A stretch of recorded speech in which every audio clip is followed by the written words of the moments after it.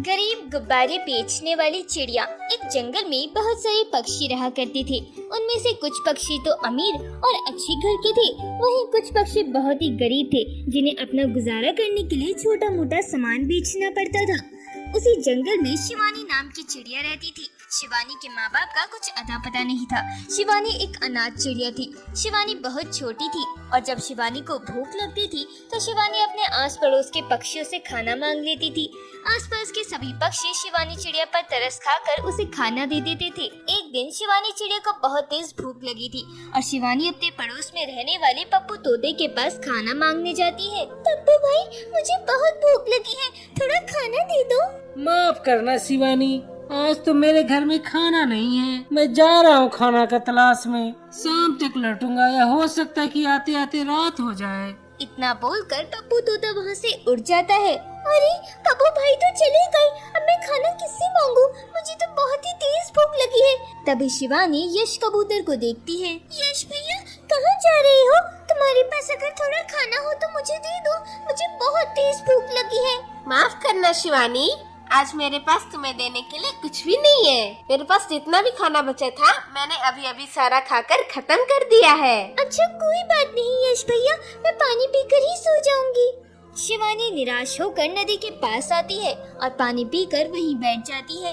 लेकिन शिवानी को बहुत तेज भूख लगी होती है तो शिवानी भूख की वजह से रोने लगती है। शिवानी को रोता देखकर वहाँ से गुजरता हुआ एक कौवा शिवानी के पास आकर रुक जाता है। क्या हुआ छोटी चिड़िया, तुम यहाँ बैठकर क्यों रो रही हो?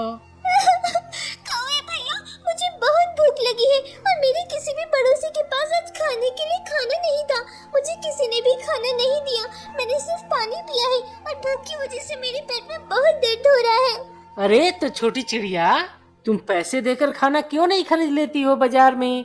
बाजार में कितना सारा तो खाना मिलता है, पैसे देकर वहाँ से खाना ले आओ और खा लो।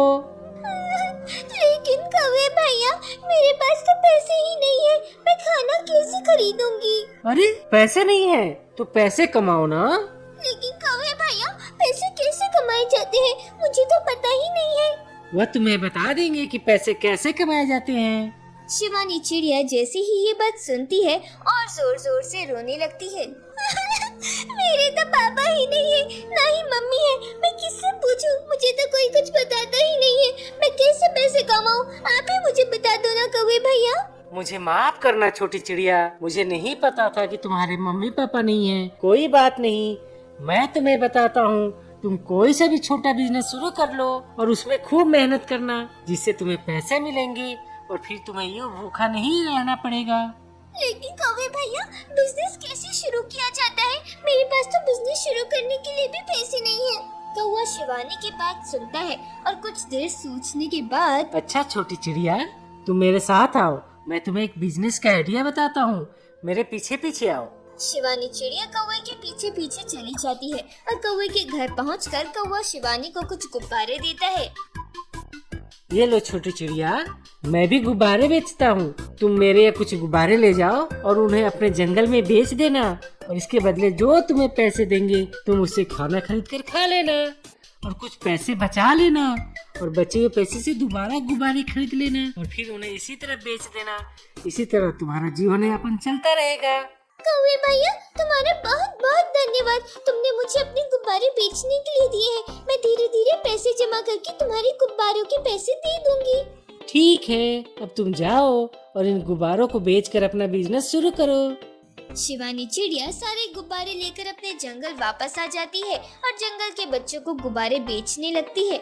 शिवानी चिड़िया को यूं गुब्बारे बेचता देखकर शिवानी की सहेली मानसी कोयल वहाँ आती है। अरे शिवानी, तुम इतने सारे गुब्बारे कहाँ से खरीद लाई हो और तुम इन गुब्बारों के साथ क्या कर रही हो? क्या करोगी इतने सारे गुब्बारों का? इतने सारे गुब्बारों के साथ अकेले खेलोगी क्या? अरे मानसी, ये गुब्बारे में खेलने के लिए नहीं लाई हूँ, बल्कि मैं तो इन गुब्बारों को बेचने के लिए लाई हूँ। अरे वाह, लेकिन तुम्हारे पास इन गुब्बारों को खरीदने के लिए पैसे कहाँ से आए शिवानी? पता है, कल ना मैं भूख की वजह से मेरे पेट में दर्द हो रहा था तो मैं नदी किनारे बैठकर रो रही थी। तभी कौवे भैया आए थे, उन्होंने मुझे बिजनेस के बारे में भी बताया और ये गुब्बारे भी उन्होंने ही दिए हैं। तो फिर तुमने इन गुब्बारों के बदले उनको पैसे दिए होंगे ना? नहीं मानसी, ये कौवे भैया बहुत ही अच्छे पक्षी थे, उन्होंने मुझसे पैसे नहीं लिए क्योंकि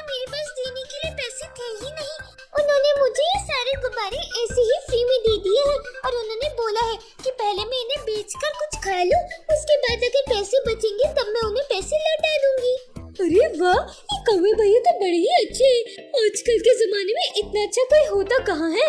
हाँ मानसी, तुम सही कह रही हो, वह कौवे भैया बहुत ही अच्छे पक्षी हैं। चल अच्छा, अब मैं अपने घर जाती हूँ, तू अपने गुब्बारे बेच। मानसी, क्या तुम मेरा एक गुब्बारा खरीदोगी? अच्छा ठीक है, लाओ मैं तुम्हारा बिजनेस की बोनी करवा देती हूँ। लाओ मुझे ये लाल वाला गुब्बारा दे दो और ये लो पैसे। शिवानी चिड़िया खुशी खुशी मानसी कोयल को लाल वाला गुब्बारा दे देती है और पैसे अपने पास रख लेती है। धीरे धीरे करके शिवानी चिड़िया के सारे गुब्बारे बिक जाते हैं और शिवानी चिड़िया को गुब्बारे के बदले काफी पैसे भी मिल जाते हैं।